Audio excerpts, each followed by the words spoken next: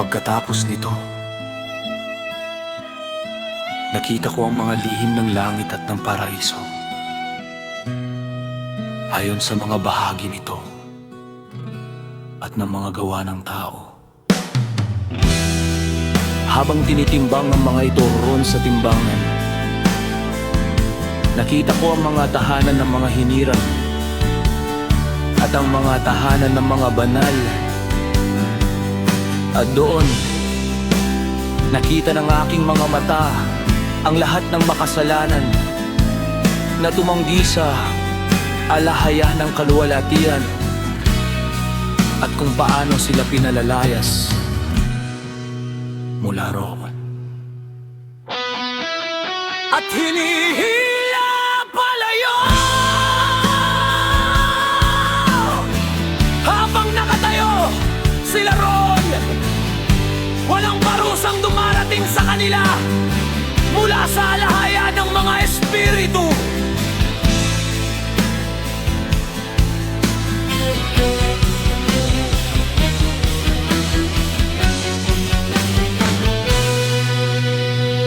Doon din nakita ng aking mga mata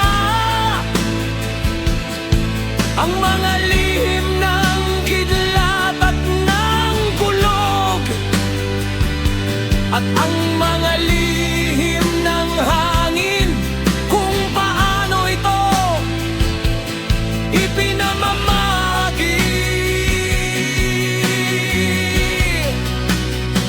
Habang humihip sa ibabaw ng lupa ang mga lihim ng hangin, ng hamog at ng mga ulap, doon ko nakita ang lugar na pinagmulan nila at kung paano sila nababad sa labok ng lupa.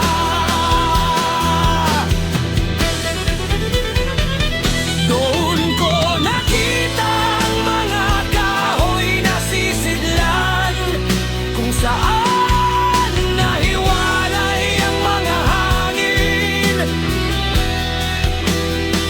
Ang sisidlan ng granizo, ang sisidlan ng niebe, ang sisidlan ng mga ulap at ang ulap mismo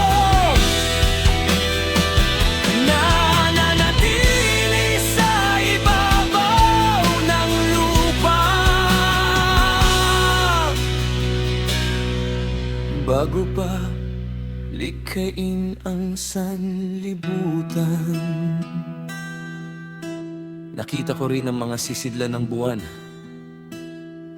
kung saan nagmula ang mga buwan, kung saan sila patungo, ang kanilang maluwalhating pagbabalik,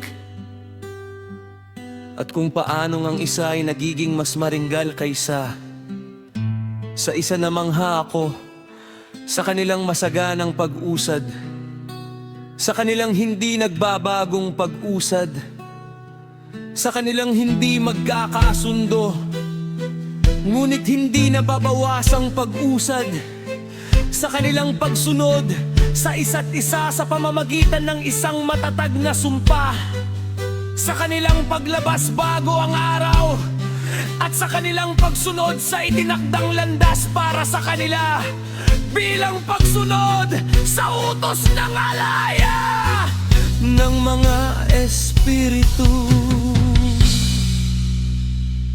Makapangyarihan ng kaniyang pangalan magpakailanman.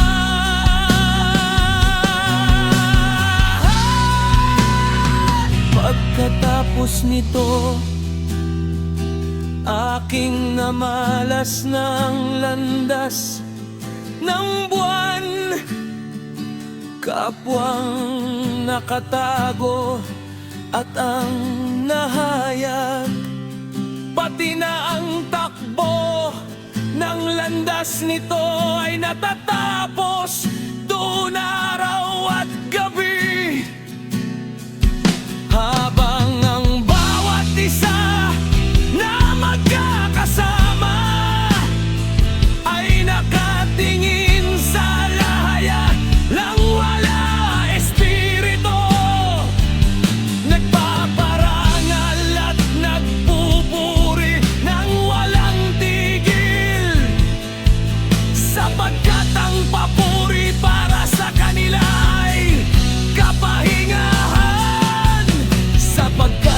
makinang na araw ay may madalas na pagbabago. Mula sa pagpapala patungo sa sumpa.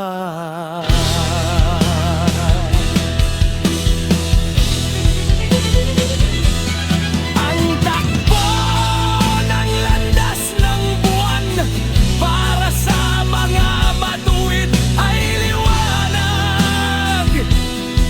Ngunit para sa mga makasalanan ay kamaliman sa pangalan ng alahayag ng mga espiritu.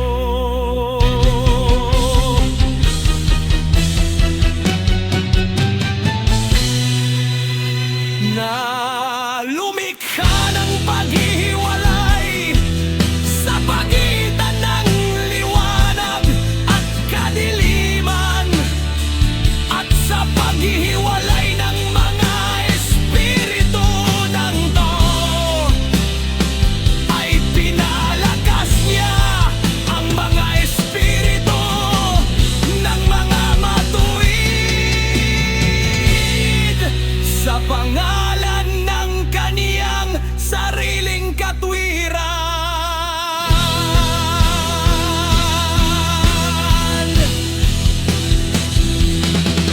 Iniito pinipigilan ng anghel, ni siya ay binigyan ng kapangyarihang pigilan nito,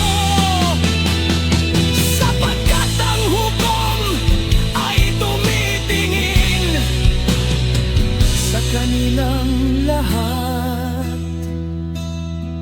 at hinahatulan silang lahat sa kanyang sarili.